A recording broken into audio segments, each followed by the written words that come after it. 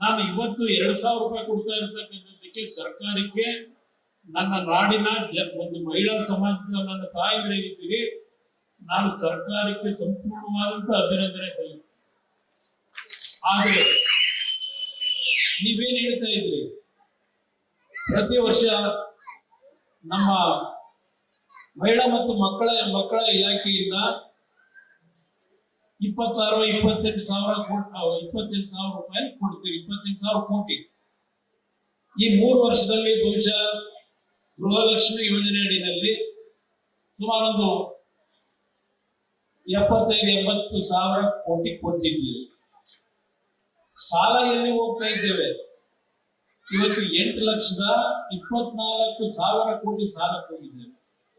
ಬಹುಶಃ ಮುಂದಿನ ವರ್ಷ, ಈ ವರ್ಷ ಏನು 1,32,000 ಕೋಟಿ ಸಾಲ ಮಾಡ್ತೀವಿ ಅಂತ ಹೇಳಿದ್ದಾರೆ.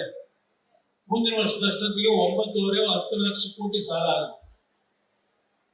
ಒಂದು ಸರ್ಕಾರ ನಡೀಬೇಕಾದ್ರೆ ಕ್ಯಾಪಿಟಲ್ ಅಸೆಟ್ ನಾವೇನು ಕ್ರಿಯೇಟ್ ಮಾಡ್ತೀವಿ ಅದು ಮುಖ್ಯ.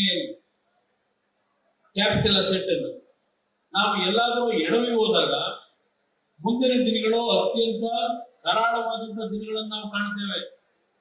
ನಾನು ಈಗಲೂ ನನ್ನ ಸಹೋದರಿಗೆ ಹೇಳ್ತಕ್ಕಂಥದ್ದು, ಈ ಮುಖ್ಯಮಂತ್ರಿಗಳಿಗೆ ಸ್ವಲ್ಪ ತಿಳುವಳಿಕೆ ಹೇಳಿ, ಸರ್ಕಾರದ ಅಂಕಿಅಂಶಗಳನ್ನ ಕಾಗದದಲ್ಲಿ ನೀವು ಬಜೆಟ್ ಮುಖಾಂತರ ತೋರಿಸಿದ ತಕ್ಷಣ ಸರಿಪಡಿಸ್ಕೊಳ್ಳಿಕ್ಕೆ ಆಗಲ್ಲ.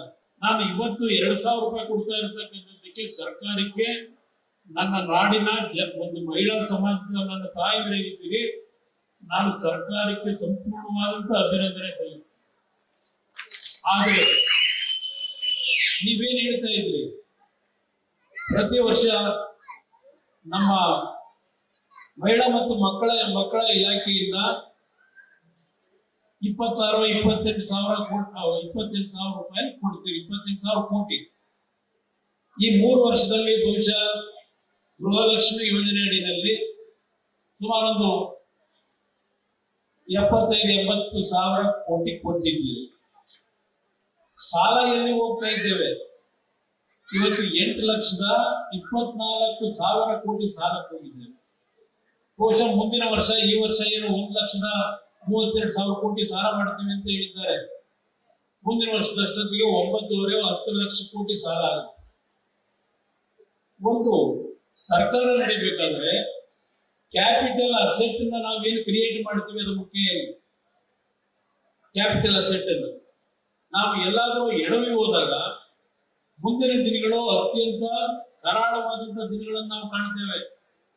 ನಾನು ಈಗಲೂ ನನ್ನ ಸಹೋದರಿಗೆ ಹೇಳ್ತಕ್ಕಂಥದ್ದು, ಈ ಮುಖ್ಯಮಂತ್ರಿಗಳಿಗೆ ಸ್ವಲ್ಪ ತಿಳುವಳಿಕೆ ಹೇಳಿ, ಸರ್ಕಾರದ ಅಂಕಿಅಂಶಗಳನ್ನ ಕಾಗದದಲ್ಲಿ